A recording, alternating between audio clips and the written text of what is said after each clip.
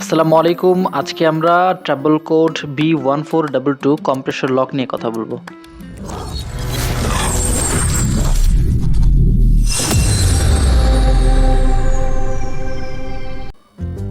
যেটা বলছিলাম, B1422 compressor lock কয়েকটি সিমটমের কারণে হয়ে থাকে। পসিবল কজেস হিসাবে আমরা কম্প্রেসর এর সাথে কম্প্রেসর লক লাগানো থাকে, সেন্সর থাকে, এর বাইরে ইসিইউ থাকে এবং এসির জন্য একটি সার্ভো মোটর থাকে। এখানে 2-3টা সার্ভো মোটর থাকে।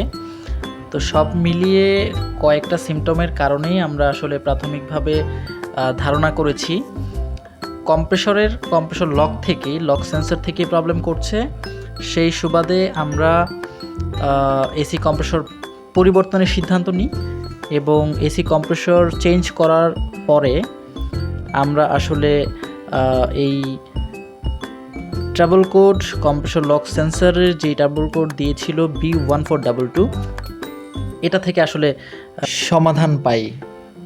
তো দ্বিতীয়ত, যদি আপনাদের গাড়ির সমস্যা B1422 compressor lock sensor compressor change করার পরেও সমস্যা থেকে যায়, সেক্ষেত্রে সার্ভো মোটর আছে, সাথে ইসিইউটাও আপনারা দেখে নিতে পারেন।